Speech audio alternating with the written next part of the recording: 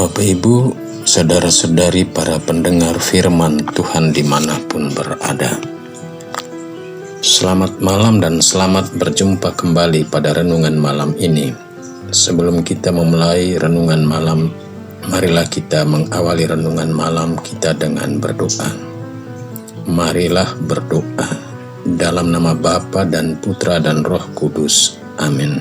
Allah yang Maha Kuasa dan Kekal, kami bersyukur kepadamu atas hari yang sudah kami terima dari kelimpahan kasih-Mu yang telah kami lalui dengan segala aktivitas, usaha dan karya sepanjang hari ini. Semoga seluruh aktivitas, usaha dan kerja kami hari ini tidak jauh dari rancangan-Mu. Demi Kristus Tuhan dan Pengantara kami. Amin. Bacaan suci yang akan kita dengar dan renungkan malam ini saya ambil dari surat kedua Rasul Paulus kepada jemaat di Korintus bab 9 ayat 6 sampai 10. Pembacaan dari surat Rasul Paulus yang kedua kepada jemaat di Korintus. Saudara-saudara, orang yang menabur sedikit akan menuai sedikit. Sebaliknya, orang yang menabur banyak akan menuai banyak pula. Hendaklah masing-masing memberi menurut kerelaan hatinya, jangan dengan sedih atau terpaksa. Sebab Allah mengasihi orang yang memberi dengan sukacita, dan Allah sanggup melimpahkan segala kasih karunia kepadamu, supaya kamu senantiasa berkecukupan di dalam segala sesuatu, malah berkelimpahan di dalam pelbagai kebajikan.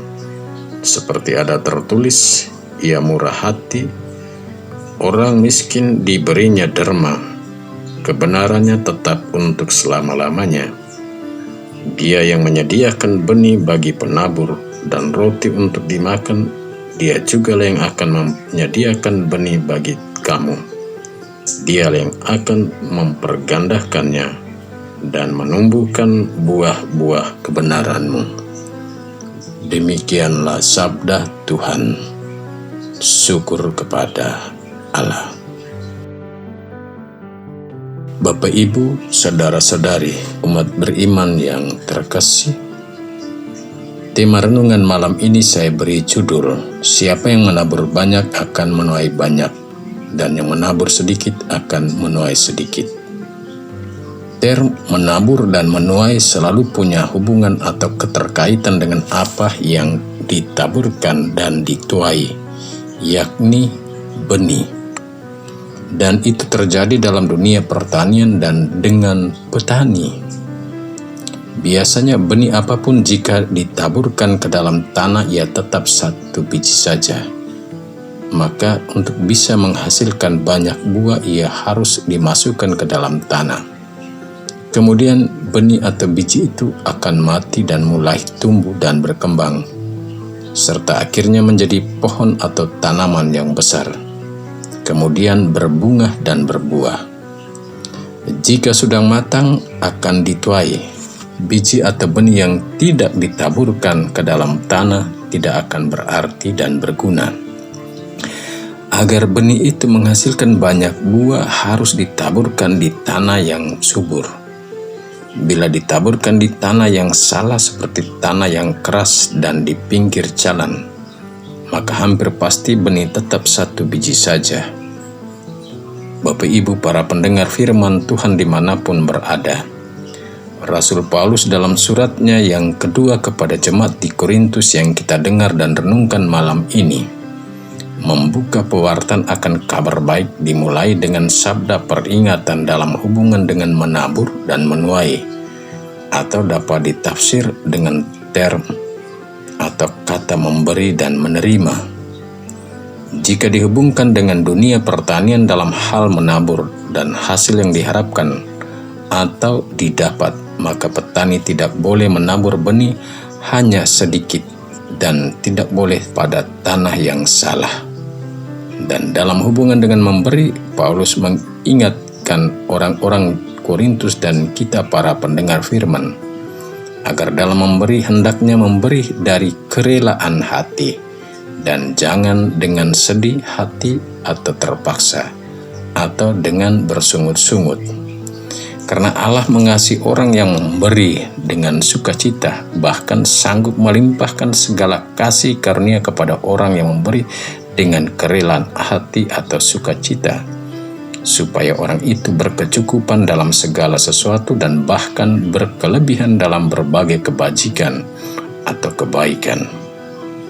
Bapak, Ibu, saudara-saudari, para pendengar firman Tuhan dimanapun berada, hal ini diingatkan Paulus kepada orang-orang di Korintus dan kepada kita orang Kristiani di zaman ini.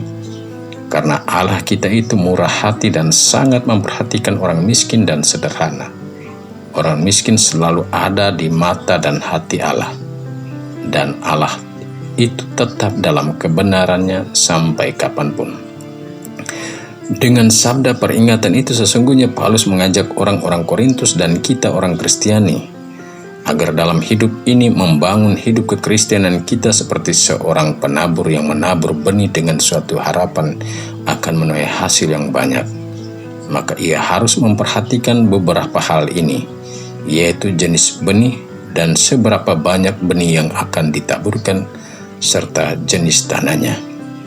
Lebih dari itu, bagi Paulus, hidup seorang Kristen akan berbuah dan menghasilkan banyak buah kalau dalam hidup di dunia kita memiliki hati memberi hidup kita dengan atau apapun yang kita miliki, baik kepada Allah maupun kepada sesama.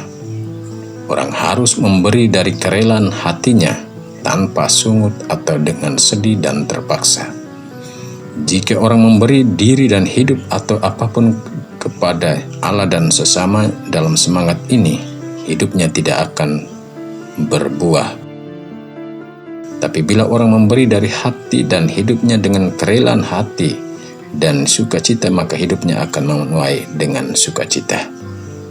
Bahkan akan memperoleh lebih dari cukup, yakni berkelimpahan dan berkelebihan. Karena Allah mengasihi orang-orang baik dan membalas orang-orang jahat.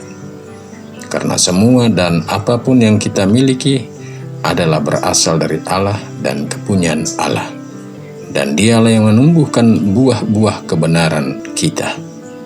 Santo Larensus, diakon dan martir yang sudah saya singgung dalam renungan pagi adalah contoh pribadi yang memberi diri dan hidupnya bagi Allah dan manusia di zamannya dengan kerelaan hati tanpa sedih, tanpa sungut dan terpaksa. Hal itu dibuktikan dalam hidup dan pelayanannya sebagai seorang diakon demi dan martir. Demi iman dan keselamatan sesamanya, ia tidak gentar sedikitpun menghadapi ancaman dari kaki tangan Kaisar Valerianus yang mau merampas harta gereja bagi kerajaan dan kekuasaannya. Sikapnya yang berani menolak permintaan Kaisar itu berbuah kematian dipanggang hidup-hidup sebagai bukti buah dari kebenaran iman. Sebagai pengikut Yesus dan orang Kristen, kita perlu belajar dari Santo Larensus, diakon dan martir dalam memberi diri dan hidup kita untuk Tuhan dan sesama, yakni berani terlibat dalam karya pastoral gereja dengan kerelaan hati, tanpa sedih ataupun sungut dan terpaksa, agar hidup kita banyak berbuah kebajikan bagi Allah, diri dan orang lain. Karena dengan menabur banyak, kita akan menuai banyak. Jika yang kita taburkan itu angin, badai, dan kejahatan, maka itulah yang akan kita tuai. Karena Allah mengasihi orang yang memberi dengan sukacita dan dalam kebenaran. Amin. Marilah berdoa. Allah pengasih dan penyayang, kami bersyukur atas apa yang kami alami sepanjang hari baik hari ini, baik keberhasilan maupun kegagalan dalam kerja kami. Dan ampunilah semua salah dan dosa kami agar kami boleh pergi beristirahat malam ini dengan hati tenang dan tentram, karena kami diampuni. Demi Kristus Tuhan dan pengantara kami, kini dan sepanjang masa. Amin. Marilah mohon berkat Tuhan. Tuhan bersamamu dan bersama rohmu. Kita sekalian tidur dan istirahat kita sepanjang malam ini dinaungi, dilindungi, dibimbing, dan diberkati oleh Allah yang Maha Kuasa, Bapa, Putra, dan Roh Kudus. Amin. Selamat beristirahat, Tuhan memberkati.